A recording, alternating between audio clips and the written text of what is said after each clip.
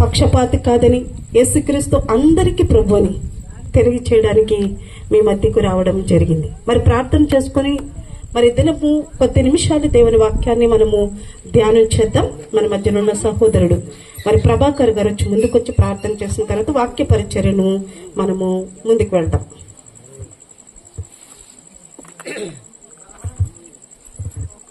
Praise lord, హల్లెలూయా. దేవుని నామానికి మహిమ కలుగును గాక. చిన్న ప్రార్థన చేసుకొని మరి మిగతా టైము అమ్మగారికి ఇద్దాము. అందరూ కళ్ళు మూసుకుంటే ప్రార్థించుకుందాము. పరిశుద్ధుడా, ప్రేమగల తండ్రి నాయన, ఇదో తండ్రి నాయన, ఈ గ్రామం పట్ల నీ చిత్తం ఏంటో ప్రభు ఇక్కడ సువార్త కూడిక జరిపిస్తున్నందుకు నీకు వందనాలు, కృతజ్ఞత స్తుతులు చెల్లించుకుంటున్నాము నా తండ్రి. ప్రభు అలాగే కూడి వచ్చిన ప్రతి బిడ్డని మీరు జ్ఞాపకం చేసుకోండి నాయన. ఇదో తండ్రి, మరి పాస్టమ్మ గారు చెప్పబోయే వాక్యం ప్రతి ఒక్క హృదయాలలో నాటబడడానికి సహాయం చేయండి. అలాగే తండ్రి, గ్రహించగలిగిన మనసు, వినగలిగిన చెవులు ప్రతి ఒక్కరికి సహాయం చేయండి ప్రభా. అలాగే యేసుక్రీస్తు నామములో నాయన అడిగి వేడుకుంటున్నాము తండ్రి. ఆమేన్, ఆమేన్, హల్లెలూయా.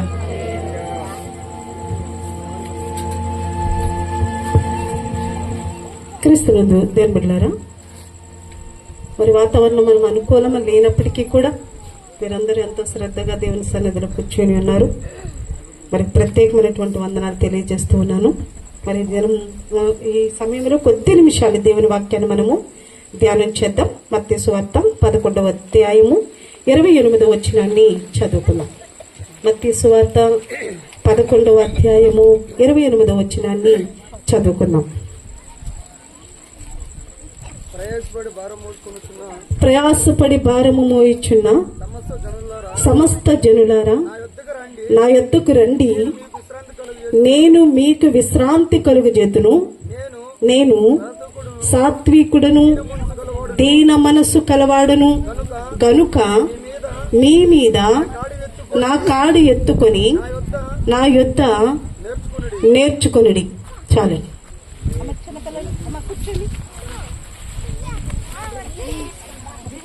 క్రీస్తునందు దేవుని బిడ్డలారా, ఇక్కడ రాయబడినటువంటి మాట 11వ అధ్యాయం 8వ వచనంలో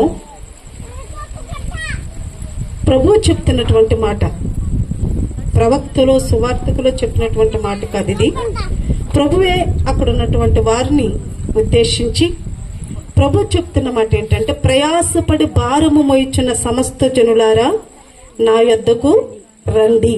ఈ రాత్రి ప్రభు మనందరినీ కూడా ప్రభు సన్నిధికి రావాలని ప్రభు ఈ వాక్యము ద్వారా మనతో మాట్లాడుతున్నాడు. ప్రయాస అంటే మనందరికీ తెలుసు. ప్రయాస లేని కుటుంబాలు ఏమైనా ఉన్నాయండి? ప్రయాస అంటే తెలుసు కదా. ప్రయాస అంటే ఏంటి? కష్టం. ఉదయం నుండి సాయంత్రం వరకు ఇంటి యజమానుడు తన భార్యని, పిల్లల్ని ఎలా పోషించాలి అని ఉదయం నుండి సాయంత్రం దాకా ఎండైనా వర్షమైనా ఏం చేస్తాడంటే కష్టపడి, వర్షమైనా లేకుంటే ఎండైనా తట్టుకుని తన కుటుంబాన్ని పోషించడానికి ప్రయాసపడుతూ ఉంటాడు. అలాగే ఉదయం నుండి సాయంత్రం వరకు ఇంటి యజమానురాలు తన భర్తని, తన పిల్లల్ని ఎలా సంతోషపరచాలి, వారికి ఏ విధంగా మరి కావలసినటువంటి వాటిని మరి వారికి ఇవ్వాలి అని ఆమె ప్రయాసపడుతూ ఉంటుంది. చదువుతున్న పిల్లలు బాగా చదువుకుని మంచి ఉద్యోగం రావాలని ప్రయాసపడుతూ ఉంటారు.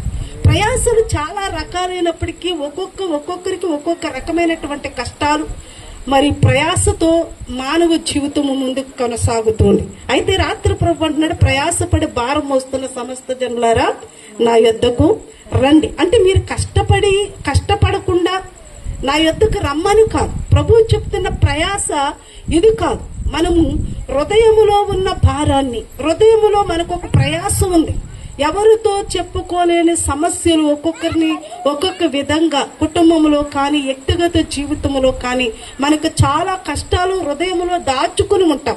ఈ సమస్య ఇతరులతో చెప్పుకుంటే ఏదైనా కష్టం వస్తుందేమో, ఇతరులతో చెప్పుకోవడం ద్వారా నాకేమైనా సమస్య వస్తుందేమో, వాళ్ళు ఒకవేళ నన్ను చిన్న చూపు చూస్తారేమో అని ఒక్కొక్కసారి మన కష్టాన్ని ఇతరులతో పంచుకోకుండా మన హృదయంలోనే దాచుకుంటూ ఉంటాం. వ్యక్తిగతంగా కొన్ని సమస్యలు మనల్ని సతమతము చేస్తూ ఉంటాయి. మనుషుల దగ్గర మన సమస్యలు చెప్పుకోలేం. ఇలాంటి ప్రయాసలు కూడా ఉన్నాయి. నేను మొట్టమొదటిగా చెప్పిన ప్రయాస కుటుంబ యజమానుడు అంటే ప్రయాస అంటే ఏంటో మీకు అర్థం అవడానికి నేను అది మీకు అర్థం చెప్పాను. ఇప్పుడు మన వ్యక్తిగతంగా మన స్పిరిచువల్ గా మనం ఆలోచించినట్లయితే ప్రభు అంటున్నాడు, ఇదిగో నీకు కుటుంబంలో కొన్ని సమస్యలు ఉన్నాయి, ఆ సమస్యలు ఇతరులతో పంచుకోలేకపోతున్నావు, కుటుంబంలో ఐక్యత లేకుండా, శాంతి లేకుండా, సమాధానం లేకుండా, మానవుని జీవితంలో సంతోషం లేకుండా, అలాగే తన కాలాన్ని గడుపుతున్నటువంటి వారిని, రెండోదిగా ఈ లోకమే శాశ్వతం అనుకుని లోకంలో ఉన్న వాటిని సంపాదించుకోవడానికి ప్రయాసపడుతూ ఉన్నారు మనుషులు. అయితే అలాంటి వారిని ప్రభు అన్నాడు, ప్రయాసపడి భారం వస్తున్న సమస్త జనులారా నా యొద్దకు రండి. మనం ప్రయాసతో మన జీవితం అంతా ప్రయాసతోనే గడుపుతూ ఉంటాం. ఉదయం లేచిన కంటే మనకు పెద్ద సమస్య ఆడవాళ్ళకి ఏంటో తెలుసండి, ఏం కూర ఉండాలబ్బా, ఇది పెద్ద సమస్య కదండి.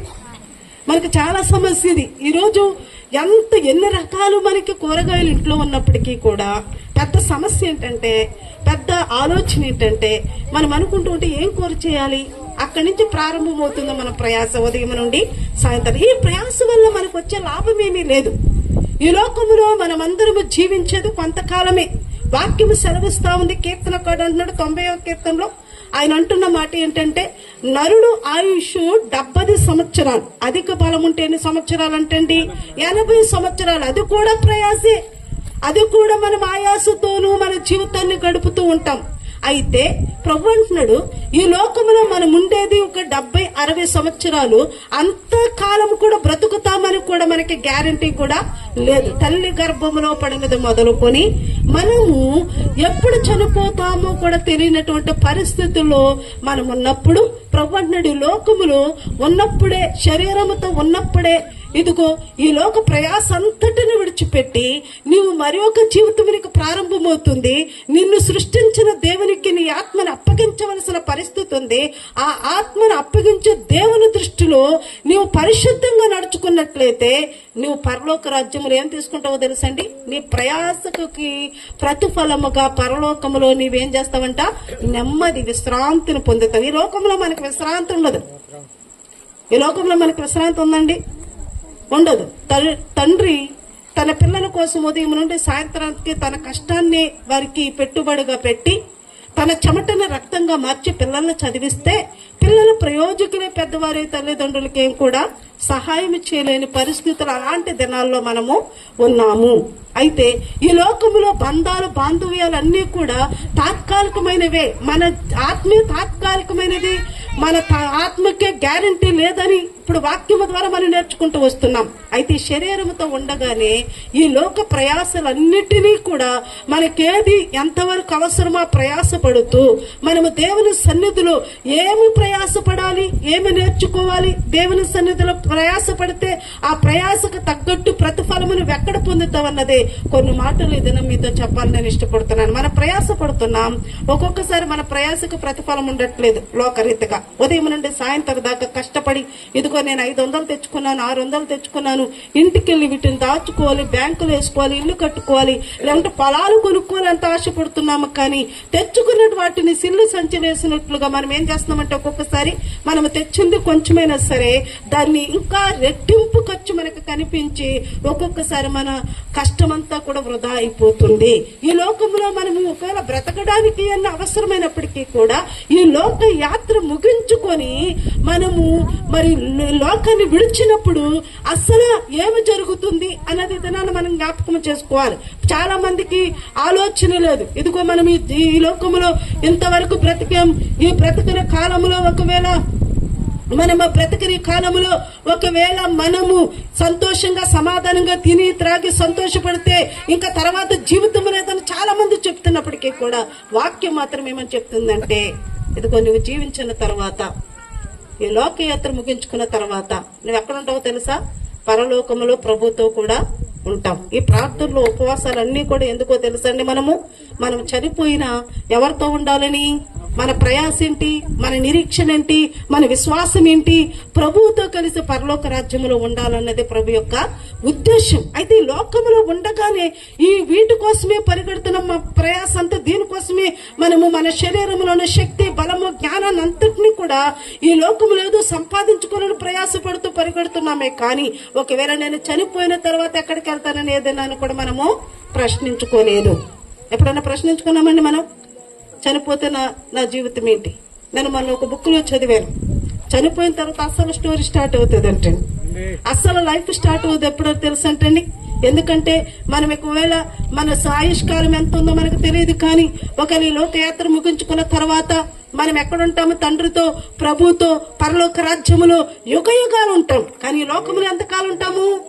గ్యారంటీ లేనటువంటి పరిస్థితి. అయితే రాత్రి మనల్ని ప్రభు ఏమంటున్నాడంటే, ప్రయాసపడి భారం మోస్తున్న సమస్త జనులారా నా యొద్దకు రండి, నేను మీకేమిస్తాను? విశ్రాంతి. శరీరానికి విశ్రాంతి గురించి ప్రభు చెప్పట్లేదండి. ఏ విశ్రాంతి గురించి చెప్తున్నాడు? నీ మనస్సుకు, నీ ఆత్మకి. చూడండి, ఒకవేళ నవ్వుతూ మనం కనిపిస్తున్నా మనసులో ఏముండదు మనకి? మాట్లాడాలండి. మీరు అందరు మాట్లాడతారు కదా. నా భాష అర్థమవుతుంది కదండి? అర్థమవున వాళ్ళు ఎవరన్నా ఉంటే చేయొద్దండి. అర్థమవుతుంది కదండి? అర్థమవుతుంది కదండి. మనము ఈ లోకములో అన్నిటి కోసం ప్రయాసపడుతున్నాం. ఒకవేళ లోక యాత్ర ముగించుకున్న తర్వాత నేను ఎక్కడికి వెళ్తాను, ఏం చేస్తాను, లేకుంటే తర్వాత ఇంకొక జీవితం ఉందా అని ఏదైనా మనం ప్రశ్నించుకున్నామండి? ప్రశ్నించుకున్నామా? ప్రశ్నించుకోవాలి. దేవుడు అంటున్నాడు, ఇదిగో నిన్ను కలుగు చేసిన వాడు, నీకు ఆత్మనిచ్చిన వాడు, నువ్వు చనిపోయిన తర్వాత నీ ఆత్మ పరలోక రాజ్యం వెళ్తున్నప్పుడు, నీ ఆత్మను దేవుడు లెక్క అడుగుతున్నప్పుడు, నువ్వు చనిపోగానే నీ ఆత్మ దేవుని దగ్గరికి వెళ్తుందని లేఖనాలు చెప్తున్నాయి. అలాంటి ప్రభువుని దినాన్ని మనము పరిచయం చేసుకుంటున్నాం. అలాంటి ప్రభువును మనం ధ్యానిస్తూ ఉన్నాం. అలాంటి ప్రభు గురించి ఈ రోజు మనం వింటున్నాం. కాబట్టి ప్రతి ఒక్క హృదయాన్ని తెరిచి ఖచ్చితంగా దేవుని వాక్యాన్ని హృదయంలో చేర్చుకోవాలి. నీ ప్రయాస అంతటిని, లోక ప్రయాసం అంతటిని విడిచిపెట్టాలి. ఇదిగో అక్కడికి వెళ్తున్నాను, పుణ్యకార్యాలు చేస్తున్నాను, అది చేస్తున్నాను, ఇది చేస్తున్నాను, దానివల్ల ఒకవేళ చనిపోతే నేను ప్రభుతో ఉంటాను అనుకోవడం ఈ లోకంలో అది మరి అసాధ్యమైనటువంటి పని. ఏది శాశ్వతమైనది అంటే ప్రభు వద్దకు వచ్చి నీ హృదయాన్ని ప్రభుకి అప్పగిస్తే, ప్రభు అన్నాడు, నీ ఆస్తులు అంతస్తులు అడగట్లేదండి, నీ కానుకలు, నీ దాన ధర్మాలు అడగట్లేదండి. ప్రభు అడుగుతున్నది ఏంటో తెలుసా? నీ హృదయాన్ని నాకి. ఒకవేళ డబ్బులు అడుగుతూ ఇస్తున్నాము, లేకుంటే మనం మొక్కుబడులు చెల్లించుకుంటున్నాం, ఏదేదో చేస్తున్నాము, కానీ దానివల్ల మనకి ఎలాంటి ఆశీర్వాదము, దీవెనలు మనకేమీ రావు. నువ్వు చేసినటువంటి దాన ధర్మాలు కానీ, లేకుంటే నువ్వు చేసినటువంటివి, లేకుంటే మరి నువ్వు చేసిన ఉపవాసాలు కానీ ఏమి నిన్ను పరలోక రాజ్యంలో చేర్చవు. యేసునందు మాత్రమే, ప్రభునందు విశ్వసిస్తే మాత్రమే పరలోక రాజ్యం వెళ్తావని వాక్యం మనకు స్పష్టంగా తెలియజేస్తుంది. రాత్రి ప్రభు ప్రయాసపడుతున్నటువంటి సమస్త జనుల నా యొద్దకు రండి అని ప్రభు చెప్తున్నాడు. ఆ ప్రయాస ఏంటో మనం జ్ఞాపకం చేసుకోవాలి. దేవుడి లోకములో ఆదామును సృష్టించినప్పుడు మట్టితో చేశాడని లేఖనాలు సెలవిస్తున్నాయి. అవ్వను చేసినప్పుడు మట్టితోనే చేశాడని సెలవిస్తున్నాయి. మనం శరీరము, మాంసం అని పిలువబడుతున్న ఈ శరీరము మట్టి శరీరం అని వాక్యం మనకు సెలవిస్తా ఉంది. అయితే ప్రభు ఈ దినాన్ని ఏమంటున్నాడంటే మనతో, ఈ మట్టి శరీరములో దేవుని జీవాయువుని ఊదాడు. దేవుని ఆత్మ మనలో ఉందని మనం జ్ఞాపకం చేసుకోవాలి. మనం బ్రతికి ఉన్న దేవుని వారమే, చనిపోయినా కూడా దేవుని వారమే. కానీ దేవుని ఆత్మ కలిగినటువంటి మనం, దేవుడు ప్రయాసపడి భారం మోస్తున్న సమస్త జనుల నా యొద్దకు రండి అని పిలుస్తున్న పిలుపును మనం ఏం చేయలేకపోతున్నామో తెలుసండి? విధేయత చూపి వినకుండా దేవునికి వ్యతిరేకమైన జీవితం కలిగి మన ఇష్టానుసారంగా జీవిస్తున్న కారణాన్ని బట్టి దేవుడు మనకిచ్చిన ఆత్మలో కల్మషము చేరి మన ఆలోచన విధానాన్ని మార్చి దేవునికి దూరస్తులుగా మనం చేస్తూ ఈ లోక ప్రయాసంతో పరిగెడుతూ మనసులో నెమ్మది లేక, శాంతి లేక, సమాధానం లేక, కృంగిపోతూ, నలిగిపోతూ, ఈ సమస్య ఎవరితో చెప్పుకోవాలో తెలియక కృషించిపోతూ ఉన్నాం. కానీ ఈ రోజు దేవుడు అంటున్నాడు, నువ్వు మనుషులతో చెప్పుకోకపోయినా నేను నీకు తండ్రిని, నువ్వు నాతో చెప్పుకోవచ్చు. మనుషులు ఒకవేళ నిన్ను విడిచిపెట్టవచ్చు, కానీ నిన్ను విడిచిపెట్టలేదు. నేను నీ దేవుడిని, నిన్ను సృష్టించాను, నిన్ను రక్షించని నీ కొరకు 2024 సంవత్సరాల క్రిందట సిలువలో ఆకాశానికి భూమికి మధ్యలో వేలాడి ఎండలో నీ కోసం నలిగిపోయి కృషించుకున్న శరీరం అంతటినీ కూడా రూపము లేకుండా చేసుకుని నీ కోసం ప్రాణం పెట్టాను. ప్రభు మనల్ని ప్రేమిస్తున్నానని చెప్పాడు. ప్రయాసపడుతున్న నా బిడ్డలారు నా ఎద్దకు రండి, నేను మిమ్మల్ని ప్రేమిస్తున్నాను, మీకు విశ్రాంతిని ఇస్తానన్న ప్రభు, మన కోసం ప్రాణం పెట్టిన ప్రభు, ఆయన రక్తాన్ని నువ్వు అంగీకరించారు. రక్తం ఆయన సిలువ నీడలోనికి నువ్వు వస్తే ఆయన నిన్ను రక్షించి విమోచించి నీకు ప్రాణ రక్షణను కలిగి చేసి నిన్ను ఈ లోక యాత్ర ముగించిన తరువాత పరలోకము నుండి దూతలు వచ్చి నిన్ను తీసుకెళ్లే విధంగా ఆయన గౌరవించి విలువైన వ్యక్తికి లోకములో ఉండగానే ఒక విలువైన వ్యక్తిగా నువ్వు జీవించటానికి తన కృప నీతో ఉంచుతాడు. ఈ లోకంలో చాలా మంది కూడా ఇలా ప్రయాసపడుతూ పరిగెడుతున్నాడు. ఒక వ్యక్తిని మీకు జ్ఞాపకం చేయాలని నేను ఇష్టపడుతున్నాను. ఇలా ప్రయాసపడుతూ పరిగెడుతున్న ఒక వ్యక్తిని మనం చూసినట్లయితే లోకసువార్త 19వ అధ్యాయంలో 10వ వచనాన్ని చదువుకుందాం. మొట్టమొదటిగా యేసు ప్రభు ఎందుకు ఈ లోకానికి వచ్చాడు? ప్రయాసపడుతున్నటువంటి మనుషుల్ని పిలుస్తూ, మనం అనుకోవచ్చు మనము ఆస్తి గలవారిని, ఉద్యోగస్తులని, లేకుంటే ధనవంతులని, బాగా చదువుకున్న వారిని, వారి దగ్గరికి వెళ్ళడానికి ఇష్టపడతాం, వారిని ప్రేమిస్తాం, వారికి సహాయం వారి సహాయాన్ని మనం కోరుకుంటాం, వాళ్ళతో ఫ్రెండ్షిప్ చేయడానికి ఇష్టపడతాం. కానీ ప్రభు అంటున్నాడు, ఈ లోకంలోనే ధనవంతుల కోసం, జ్ఞానవంతుల కోసం నేను రాలేదు. ఎవరి కోసం వచ్చానని ప్రభు చెప్తున్నాడు తెలుసండి. ఆ లేఖనం మనకు సెలవిస్తున్న ప్రకారం 19:10 వచనంలో నశించిన దానిని మనిషి కుమారుడు వచ్చినని అతనితో చెప్పాను. చాలు. ఇక్కడ నశించిపోతున్న వారు ఎవరు? ఒక వ్యక్తి నశించిపోతున్నాడు అని మనం ఎప్పుడంటాం? ఒక వ్యక్తి గురించి ఎప్పుడంటామండి? మీరు కూర్చుంటే ఎలా ఉన్నారో తెలుసా? వాక్యంలో ఒక మాట ఉంది, అజ్ఞాన కాలంలో దేవుడు చూసి చూడనట్లుగా వదిలేసాడంటాడు. అసలు మాకేం తెలియదండి, అసలు మాటలే రావండి అన్నట్టు చూస్తున్నారు మీరు కదండి. మనం అజ్ఞాన కాలంలో లేవు. చిన్న పిల్లల్ని కదిలించిన మనకు తెలియని విషయాలు చాలా చెప్తారు వాళ్ళు.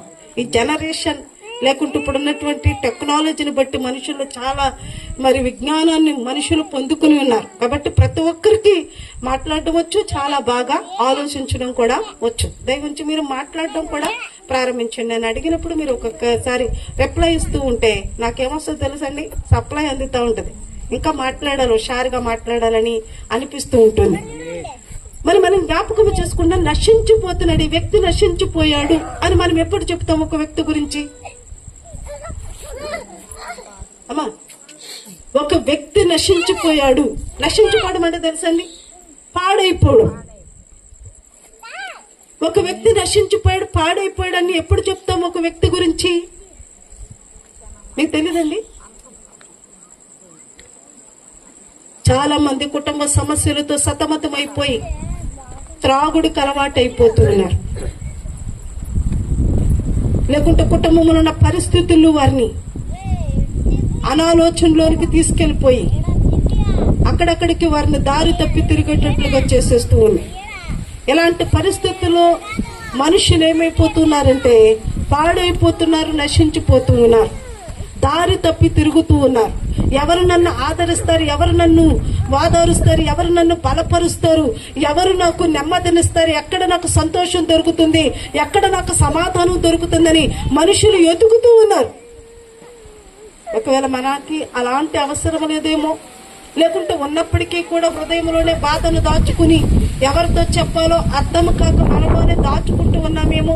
ఈ రాత్రి ప్రభు అన్నాడు, నీ ప్రయాసం అంతకు నేను తీసివేసి నీకు నెమ్మదినివ్వడానికి నేను మీ మధ్యకు వచ్చానని ప్రభు చెప్తూ ఉన్నాడు. ఇలాగ నశించిపోతున్నటువంటి ఒక వ్యక్తిని మీకు జ్ఞాపకం చేస్తాను. చదవక్కర్లేదండి, మీకు జ్ఞాపకం చేస్తాను. ఈ లేఖనములో చదివితే జక్కయ్య అని ఒక వ్యక్తి ఉన్నాడు. జక్కయ్య గురించి మీరు చాలా సార్లు విని ఉంటారు, మీ సేవకుడు చెప్పాడు. మీరు ఇంకా ఆయా ప్రదేశాల్లో మీరు జక్కయ్య గురించి చాలా సార్లు మీరు విని ఉంటారు. జక్కయ్య చేస్తున్నటువంటి డ్యూటీ ఏంటంటే బిల్ కలెక్టర్, అంటే సుంకకు గుత్తదారుడు, పన్ను వసూలు చేసే వ్యక్తి. మనకు కూడా అప్పుడప్పుడు వస్తారు కదండి, నీటు పన్ను కట్టండి, ఇంటి పన్ను కట్టండి అని వస్తూ ఉంటారు. ఈ జక్కయ్య ఇంటి పన్నులు వసూలు చేసే వ్యక్తి, నీటి పన్నులు వసూలు చేసే వ్యక్తి. మనుషులకి ఆ దినాన్ని మనుషులకు కూడా పన్ను చెల్లించవలసిన పరిస్థితులు. అలాంటి పన్ను చెల్లిస్తుంటే దానికి మరి అతని ఉద్యోగము ఈ సుంకపు వసూలు చేసే ఉద్యోగం. అతని గురించి మొట్టమొదటిగా మనం జ్ఞాపకము చేసుకుంటే అతడు ఆ ఉద్యోగములో అన్యాయాన్ని చేసుకుంటూ వచ్చాడు. రూపాయి వసూలు చేయవలసింది ఎంత వసూలు చేసుకుంటూ వస్తున్నాడండి మనుషుల దగ్గర? రూపాయి అతను తీసుకుంటే ఇంకొక రూపాయి అదనంగా ఇంకో ఎక్స్ట్రా ఇతను తీసుకుంటున్నాడు. ఒకటి గవర్నమెంట్ కి చెల్లిస్తున్నాడు, ఒకటి మాత్రమే తను ఇంట్లో దాచుకుంటూ ఉన్నాడు. ఇలాగ అన్యాయంగా సిరిని సంపాదించుకుంటూ ఉన్నాడు.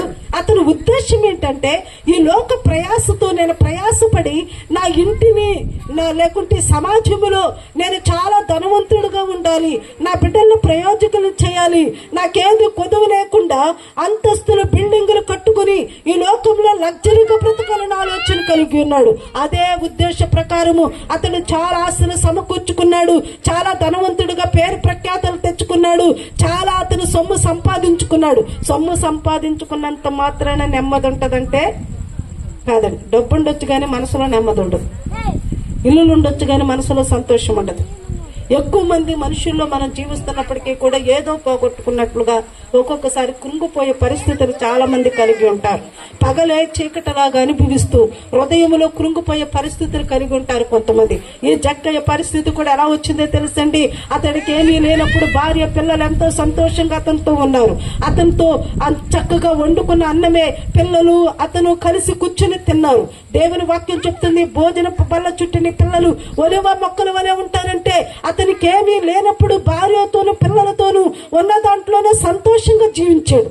ఎప్పుడైతే ఆస్తిని సంపాదించాడు, డబ్బును సంపాదించాడు, ఇల్లు కట్టుకున్నాడు, ఇప్పుడు కుటుంబంలో ఏమి లేదు తెలుసండి? నెమ్మది లేదు, సంతోషం లేదు.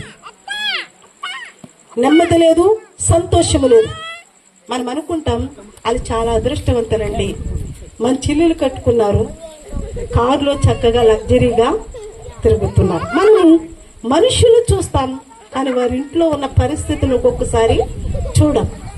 వాళ్ళు చాలా అదృష్టవంతులండి, చక్కటి ఇల్లు కట్టుకున్నారు, కార్లు కొనుక్కున్నారు, సంతోషంగా వారి జీవితాలు గడుపుతున్నారని మనం అనుకుంటూ ఉంటాము. కానీ వారందరూ కూడా సంతోషం ఉన్నటువంటి వ్యక్తులు కానే కాదు. జక్కయ్య ఎప్పుడైతే ఆస్తిని సంపాదించాడో, ఎప్పుడు ఐశ్వర్యాన్ని సంపాదించాడో, ఆ ఐశ్వర్యంతో పాటు ఆనందాన్ని సంపాదించుకోలేదండి, ఆరోగ్యాన్ని సంపాదించుకోలేకపోయాడండి.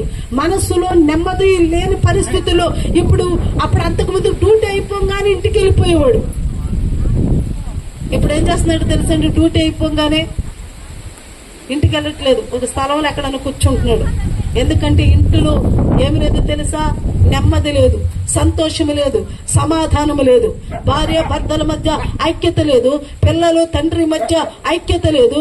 కుటుంబానికి వెళ్ళాలంటే ఏదో పోగొట్టుకున్నట్లుగా, ఏదో బాధతో సమస్యతో ఉన్నట్లుగా అతడు అక్కడక్కడ గడుపుతూ ఒక దినాన్ని ఏమనుకుంటున్నాడో తెలుసండి? యేసయ్యను చూస్తే చాలు. అంతవరకు ఏమనుకున్నాడంటే డబ్బున ఇంటికి వస్తే చాలు అనుకున్నాడు. కానీ ఇప్పుడు ఏమనుకున్నాడు తెలుసండి? డబ్బును చూడాలనుకున్నాడు, కానీ ఇప్పుడు ఎవరిని చూడాలనుకుంటున్నాడు? యేసుని. ఏమనుకుంటాడండి? యేసు నామములో. వర్షం మనకి ఇది ఆశీర్వాద కూడుకు మన 3వ తారీఖున ఇలాగే జరిగింది.